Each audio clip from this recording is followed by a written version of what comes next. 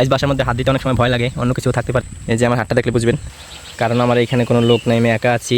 এবং hello guys, আসসালামু আলাইকুম, কেমন আছেন সবাই? আশা করি সবাই অনেক ভালো আছেন। আজকে আমি আপনাদেরকে নিয়ে যাচ্ছি একটি শালিক পাখির বাসায়, তো সম্পূর্ণ ভিডিওটা দেখতে থাকুন। গাইস আমি গাছের অনেক উপরে আছি, দেখুন একদম এই যে আমি বাসার কাছে এসে পড়ছি। আমি আপনাদেরকে একদম কাছে গিয়ে দেখাবো এবং ভিতরে কি পাওয়া যায় চলুন দেখতে থাকি। এই তো গাইস আমি একদম বাসার কাছে চলে আসছি, দেখুন এই যে বাসাটা এবং এখান দিয়ে বাসাটার মুখ। তো এখন দেখতে থাকি যে ভিতরে কি আছে। এদিকে আমাদের রোদ হচ্ছে হালকা হালকা এবং এই বৃষ্টি ওদেরকে একটু দেখাই। এই যে দেখুন 1-2 ফোঁটা করে বৃষ্টি পড়তেছে।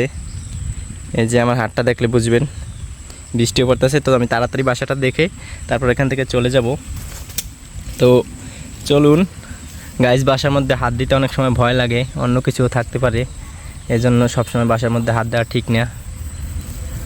তারপর আমি আপনাদেরকে দেখানোর জন্য ট্রাই করতেছি যে ভিতরে কি পাওয়া যায়।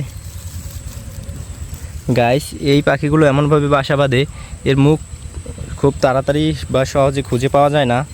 এই বাসাগুলো একদম এমনভাবে পাখি তৈরি করে যাতে সাপ বা অন্য কোনো প্রাণী এই পাখিগুলোর বাচ্চাগুলোকে খুঁজে না পায়, এজন্য ওরা এমনভাবে বাসার মুখগুলো বানায়। তো এগুলো সহজে খুঁজে পাওয়া যায় না। দেখুন গাইস এখান দিয়ে ভিতরে কিছুই দেখা যাইতেছে না, কিন্তু অন্য পাশ দিয়ে এই পাখির বাসাটার মুখটা রয়েছে বা দরজাটা রয়েছে, কিন্তু সেটা খুঁজে পাবো কি না। দেখুন গাইস এই যে এইখানে আবার একটা, আমি যদি একটু দেখানোর চেষ্টা করি, এইখানে কিন্তু একটা মুখের মতো দেখা যাইতেছে। এই মুখটার ভিতরে গিয়ে হয়তো ওদের মুখ হবে, কিন্তু গাইস একদম মেঘ হয়ে গেছে, বন্যা আসতে পারে। কি করব বুঝতেছি না, ভয়ও লাগতেছে ভিতরে হাত দিব কি না, কারণ আমার এখানে কোনো লোক নেই, আমি একা আছি এবং এটা একটা অনেক বড় একটা জঙ্গল। এই জঙ্গলের মধ্যে যদি আমি একা এই বাসাটার মধ্যে সাপ অথবা অন্য কিছু থাকে, আমার কিছু হয়ে যায়, তাহলে কেউ মনে করেন আমাকে দেখতে পারবে না, এই জন্য ভয় লাগতেছে।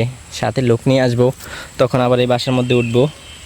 তো ভিডিওটার এই অংশেই হয়তো সেই পার্টটা থাকবে, দেখতে থাকুন। তারপরও একটু হাত দেওয়ার চেষ্টা করি। আমি একটা ডাল দিয়ে হাত দেই।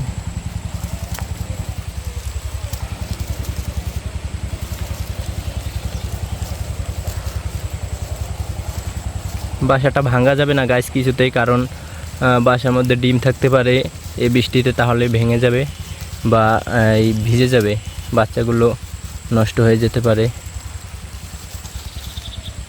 গাইস ভিতরে তেমন কিছু দেখতে পাইতেছি না, মনে হয় এখনও ডিম দেয়নি পাখি এই বাসাটার মধ্যে।